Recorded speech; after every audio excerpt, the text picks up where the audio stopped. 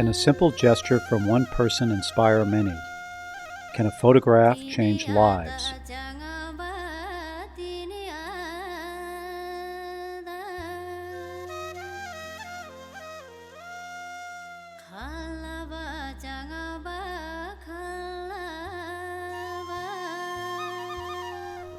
In the year 2000, Cora Edmonds, a photographer from Seattle, traveled to Nepal. I was part of a film crew that documented traditional healing practices from around the world. Our journey took us to the far northwest corner of Nepal, in the remote region of Humla. Trekking in the cold and dark, I was relieved to see the first light of day as we came into a village. A child suddenly appeared, hands pressed in the traditional greeting of Namaste. He was so unexpected and genuine. I raised my camera and took his photo. Then he skipped off. When I returned to Seattle, I created a photographic exhibition of the people of the hidden Himalayas. The centerpiece was the image of the child called Namaste. Many people loved the image and wanted to know more and how they might possibly help. I realized there was a circle of people that cared about this child. I thought of it as the Namaste Circle. One of the many people inspired by Namaste was Phil Crane. Cora and Phil met through the image and later married. The Namaste child had brought them together. Namaste had more than changed our lives. Often we look at each other and ask, where do you think this child is now? He has given us so much. What can we do to give back? Cora and Phil wanted to do more than just wonder about the Namaste boy. They wanted to help, so they decided to see if they could find him again. I had no idea where the child might be, and now it was 2007. We decided to start in Simcoe, the village where I took the photo. But to get to Simcoe, that's a very long journey.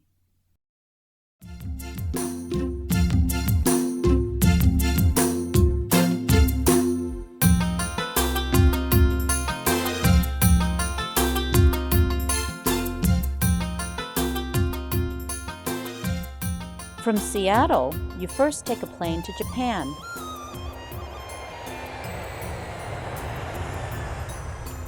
Then another to Hong Kong.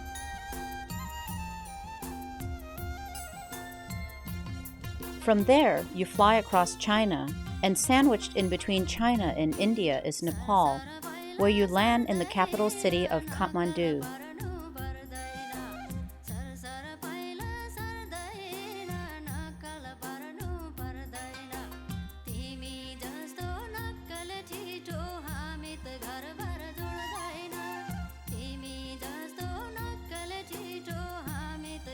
Once in Nepal, a much smaller plane is needed to fly to the border town of Nepalganj.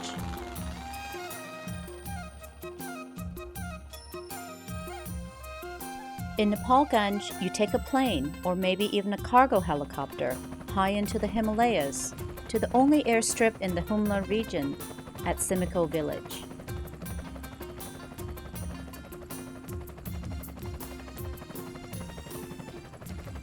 This part of the world is so remote you can't drive there. There are no roads. There's no zipping in and out.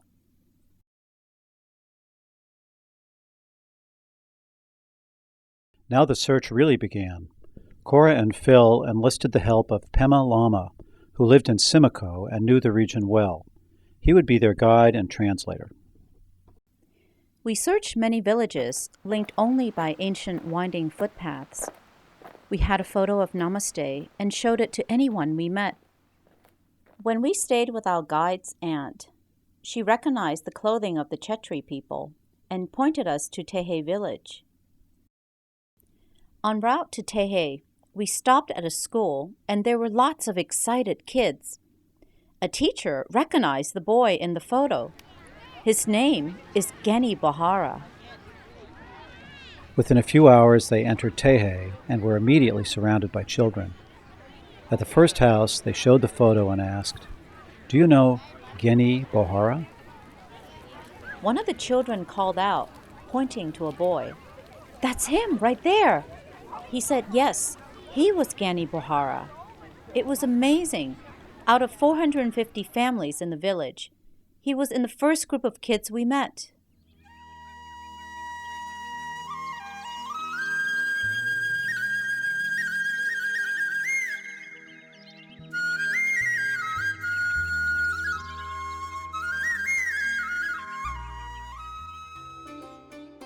Now that they had found Geni, they wanted to know about his life.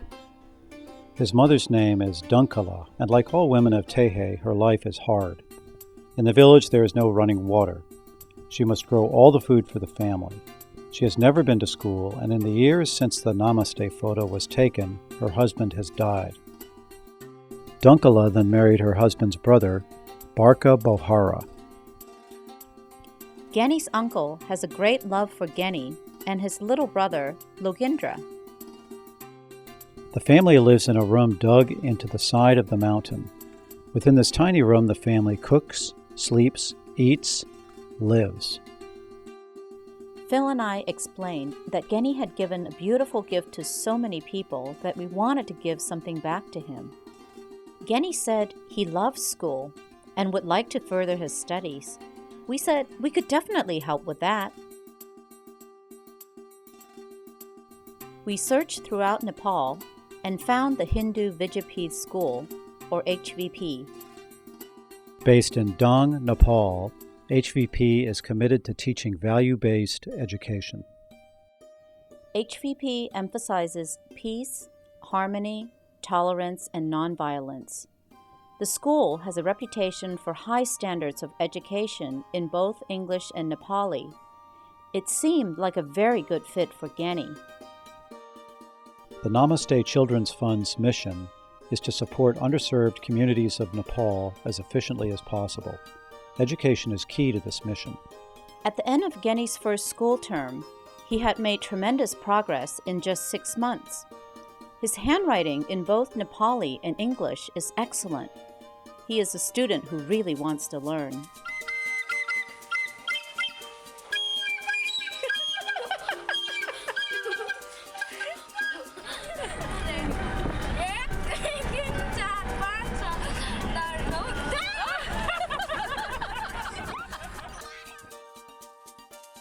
On this same visit, Cora and Phil met Amrita, who was also a dedicated student in the Tehe Village School.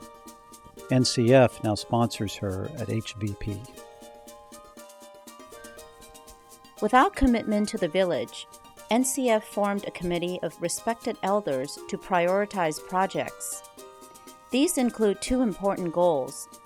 First, an English curriculum girls' school near Tehe Village. Second, to develop drinking water, bathing, laundry, and toilet facilities in Tehe. To date, NCF has delivered school supplies, teaching materials, desks, and benches to Tehe Village School. The girls' boarding school in Simcoe has also become a reality, with 25 students now attending.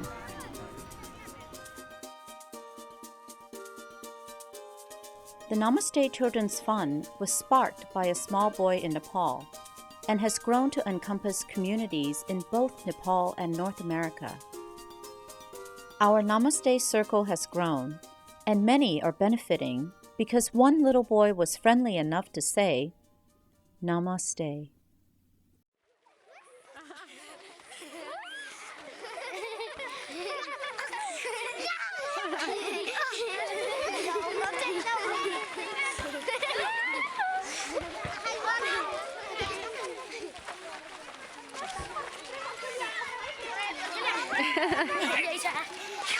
Hello. Namaste. Namaste. Namaste. Namaste.